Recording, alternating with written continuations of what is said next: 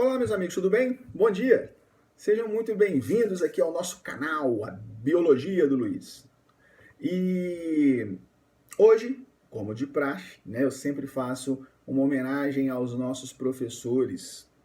E eu quero homenagear uma professora que talvez, ela não sei se vai ser esse vídeo, mas tomara que assista isso. É porque nós temos a mania de lembrarmos daquilo que é mais recente.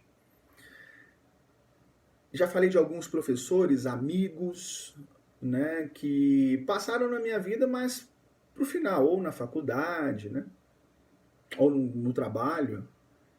Mas hoje eu quero falar de uma professora lá de trás. Bem, da minha professora, Dona Ivone. Eu quero falar da Dona Ivone porque foi ela que me ensinou a ler. A Dona Ivone era de um carinho absurdo com a gente. Firme, muito firme. Ela é exigente. E ela nunca saiu da minha cabeça. Sabe na sua escola aquela professora da educação infantil? Sabe na sua escola aquela professora que pega as criancinhas e ensina ela a trabalhar com as mãos, ver o mundo de uma forma legal, que ensina as letras à junção? Chega lá, mesmo não sendo professor, mesmo não sendo aluno dela e nunca tenha sido, dê um abraço nela e fala obrigado. Elas são a base de tudo aquilo que nós vamos ser. Esse vídeo, então, eu quero dedicar às professoras da educação infantil e do Fundamental 1, que nos permitem ter o alicerce para conquistarmos o resto. Vamos de sistema digestório hoje? Vem comigo. Muito bem, meus amigos, vamos lá. Para que serve, então, o nosso sistema digestório? O nosso sistema digestório, assim como de qualquer outro ser que apresenta também o sistema digestório, serve para que ele possa pegar o alimento e colocá-lo em condições de ser absorvido pelo nosso organismo. O alimento, ele é formado por diversos componentes, entre carboidratos, lipídios, proteínas, vitaminas, água, sais minerais, fibras, enfim. Muitas coisas são componentes dos alimentos, porém, eles vêm em macromoléculas. São moléculas muito grandes, moléculas que nós não teríamos, então, a capacidade de absorção.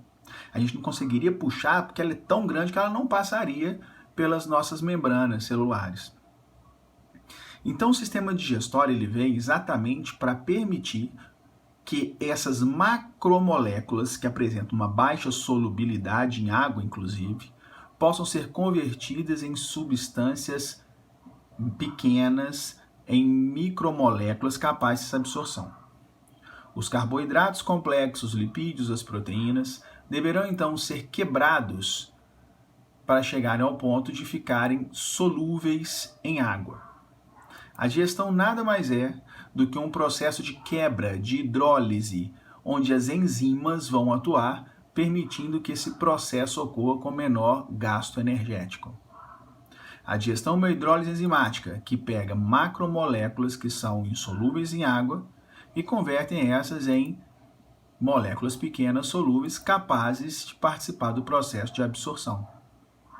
Uma vez absorvendo, cai no sistema circulatório e vai para todas as nossas células para que então o metabolismo possa acontecer. Os carboidratos complexos serão convertidos em açúcares simples ou monossacarídeos, já os lipídios quebrados em ácidos graxos glicerol e as proteínas em aminoácidos. Aí sim, seremos capazes de absorver e realizarmos as nossas atividades metabólicas. O sistema digestório humano, ele será composto por um vestíbulo, que é a boca, e um tubo que vai da boca, desse vestíbulo, até a saída, que é o ânus.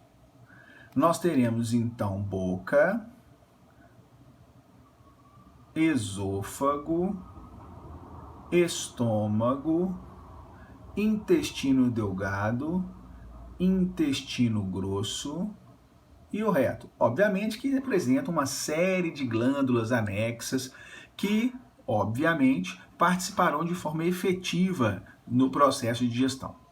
O tubo digestório é o local onde isso vai acontecer, mas vários outros órgãos participam também do processo de digestão e absorção.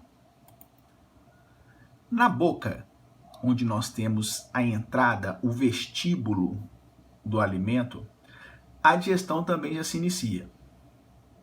Além do processo de digestão, que nós vamos ver qual é logo a seguir, devemos entender que a boca ela também é fundamental para perceber se o alimento está apto ou não a ser ingerido. Os dentes, a língua, o céu da boca, os lábios, tudo isso será de fundamental importância para ver se algumas das propriedades organolépticas do alimento estão como vou dizer para vocês, está em acordo com o que a gente vai precisar. Lembrando a todos que as propriedades organolépticas do alimento são cor, cheiro, textura e o sabor. Se você olha o alimento e ele não te apresenta uma situação boa, né? Normalmente você não vai ingerir. Se o cheiro também não é interessante, se o sabor, se a textura. Na sua boca, com a língua, com as papilas gustativas, você vai saber se aquele sabor é típico ou não do alimento. Se te é apraz ou não. Com as papilas chamadas filiformes, nós vamos sentir essa textura. Os dentes, que servem não somente para colocar o alimento triturado ou tirar alguns pedaços dele também, vão permitir que você tenha o fechamento do vestíbulo e, consequentemente, com a língua você vai ajudar na deglutição, então você vai engolir isso, né? Você vai precisar de dente, língua e toda a estrutura bucal. Na boca nós também vamos encontrar as glândulas salivares com as suas enzimas digestivas. As glândulas salivares são 3. Nós teremos as parótidas, nós teremos as submandibulares e também as sublinguais. O que elas fazem? Como o próprio nome diz, glândula salivar vai produzir saliva. E a saliva, além de tornar o alimento mais úmido, também apresenta uma enzima chamada amilase salivar. A amilase salivar atua na boca em um pH ótimo, próximo a 7. Como o próprio nome diz, a amilase ela atua no amido, fazendo com que esta macromolécula seja quebrada em disacarídeos do tipo maltose. Ao sair da boca, o alimento então será lançado para o esôfago. O esôfago nada mais é do que um tubo que leva o alimento da boca ao estômago. Não produz nenhum tipo de enzima específico, apesar de que a amilase salivar, que foi produzida lá na boca e já entrou em contato com o alimento, está fazendo a digestão do amido em maltose, continua sua atividade. Ao chegar no estômago, órgão este que vocês estão vendo agora, inicia-se um outro tipo de digestão, a digestão das proteínas. O estômago, além de ser uma reserva de alimento, digamos assim, uma bolsa para armazenar o alimento, também será responsável por fazer a digestão das proteínas, ou seja, pega o que é proteína e quebra em aminoácido graças às enzimas ali encontradas. Essas enzimas vão trabalhar num pH bem ácido, um pH próximo a 2. E os alimentos, vindo da boca, estão em pH neutro. E, obviamente, que a enzima que atua ali também é boa para o pH neutro. A amilase, então, ao cair no estômago, será desnaturada e a digestão do amido pela amilase salivar se cessa. No estômago, teremos o alimento sendo digerido, mais especificamente a proteína digerida em aminoácidos ou em oligopeptídeos. Ficará extremamente ácido o alimento e, nesse momento, inclusive, começamos a chamá-lo de quimo. Do estômago, vamos passar o alimento para a primeira porção do intestino delgado, que é o duodeno. Lá no estômago, então, teremos o início da digestão das proteínas. Para isso, precisamos ativar essas enzimas que fazem a digestão das proteínas. O pepsinogênio é uma enzima produzida, então, pela parede gástrica, pela parede do estômago, e que, em meio ácido, mais especificamente ao HCl, que é produzido e lançado ali também, faz com que esse pepsinogênio seja convertido em pepsina. A pepsina é que vai atuar nas proteínas, permitindo então que eu tenha a quebra dessas em aminoácidos ou oligopeptídeos, como eu já falei com vocês. No caso dos recém-nascidos, tem alguma coisa bastante, tem um negócio bem interessante também. Eles têm uma produção de uma enzima diferenciada que é chamada de renina, né? Que vai auxiliar na digestão da proteína do leite, a caseína, tá? O estômago também é interessante porque ele tem uma ligação, aliás, todo o seu tubo digestório tem uma ligação direta com o seu sistema nervoso também, não somente o endócrino, mas também o nervoso. Quando nós sentimos o cheiro, o sabor, quando a gente vê o alimento, ou quando o alimento chega no nosso estômago, o nosso sistema nervoso percebe e faz com que células da nossa mucosa estomacal comecem a produzir um hormônio chamado de gastrina. Esse hormônio, ele cai na circulação e ao chegar lá nas paredes do estômago, permite a produção de suco gástrico, ou seja, muitas vezes ao ver o alimento, sentir o cheiro, a gente já começa a preparar o estômago para a possível chegada dele. Todo o seu tubo digestório terá alguma comunicação dessa forma, com o sistema nervoso e também com o sistema endócrino. Mais uma vez, repito a vocês, tudo vai ter que estar interligado. Os sistemas vão se unir para formar o organismo. O alimento, ao sair do estômago, extremamente ácido, que agora a gente chama esse bolo de quimo, vai ser lançado então para a parte intestinal. Teremos o intestino delgado e também o intestino grosso. No intestino delgado, que nesse desenho está em vermelho, nós teremos processos de digestão e no seu terço final já começa o processo de absorção dos nutrientes. O intestino grosso, que nessa foto estamos vendo em cinza, será responsável pela absorção de água e sais minerais. A primeira alça do intestino grosso, assim que o alimento sai ali do estômago, ele vai cair no duodeno. O duodeno será o local onde o maior número de enzimas digestivas serão lançados no seu intestino delgado. Ali teremos não somente um ducto vindo do pâncreas, trazendo o suco pancreático e suas enzimas digestivas, mas também um ducto vindo da vesícula biliar, que veremos para que ela serve logo a seguir. A vesícula biliar, que nesse desenho está em verde, ela é uma reserva de uma substância denominada bile e que é produzida pelo fígado.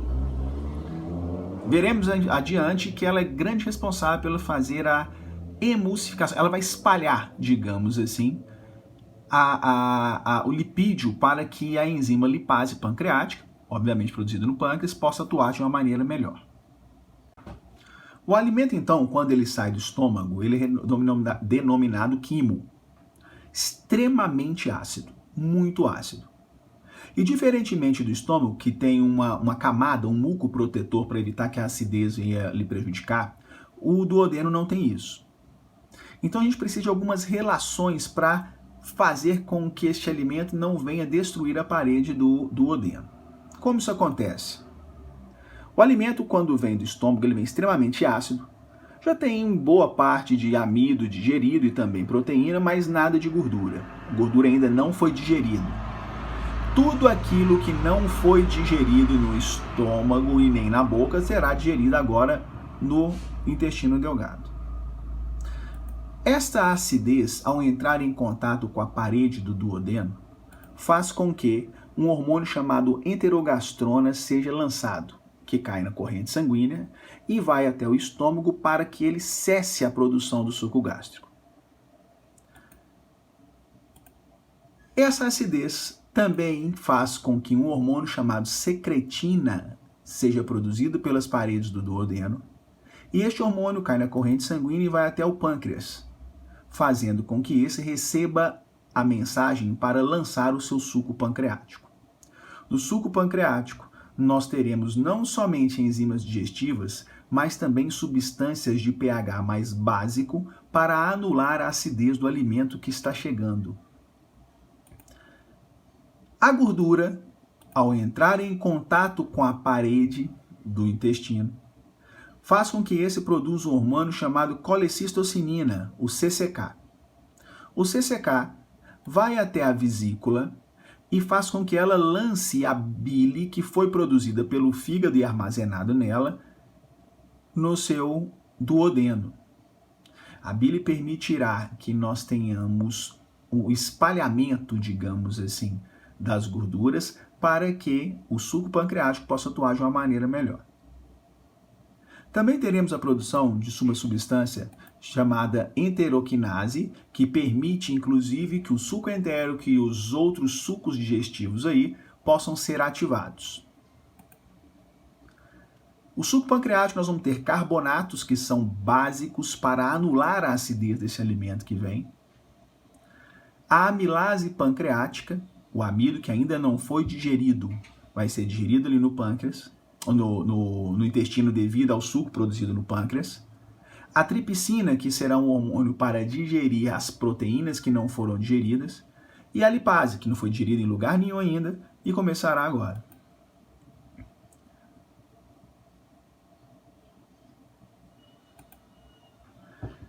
O tripsinogênio é produzido, né, nas paredes entéricas e também, né, no suco pancreático, e ao entrar em contato com a enteroquinase será convertido em tripsina. A tripsina é responsável por fazer com que a proteína que ainda não foi digerida seja então ali no duodeno. Bile serve para espalhar, serve para emulsionar as gorduras. E quanto mais espalhado for, maior a superfície de contato para que a lipase possa atuar, permitindo a quebra dessa em ácidos graxos e glicerol.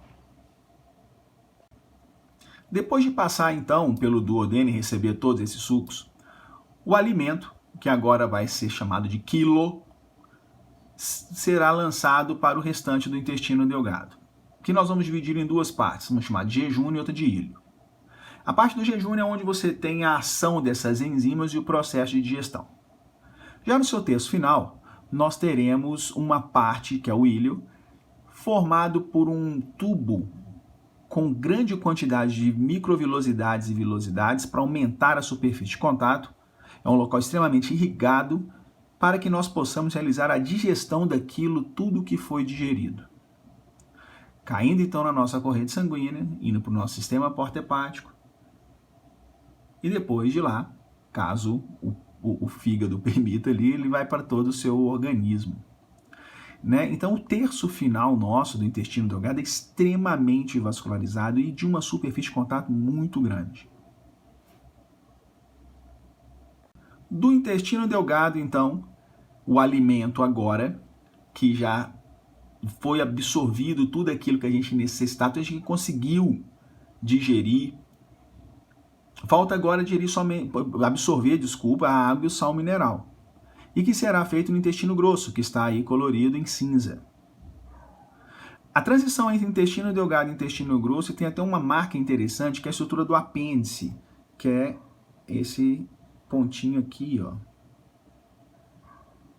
Do apêndice em diante, nós teremos o intestino grosso, onde água e sal mineral serão absorvidos. O alimento, então, depois disso, passando pelo cólon ascendente, cólon transverso e cólon descendente, será lançado para o reto, para que lá, então, os restos alimentares possam ser eliminados. Com a saída, né, terminando com o último esfíncter, que é o ânus.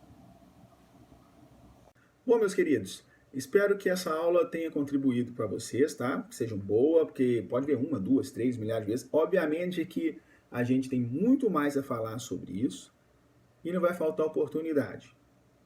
Vamos nos manter seguros, que depois a gente vai falar disso de uma maneira muito mais legal, muito mais profunda, permitindo que todos nós tenhamos um excelente conhecimento do nosso organismo, ok? Fiquem com Deus e até a próxima.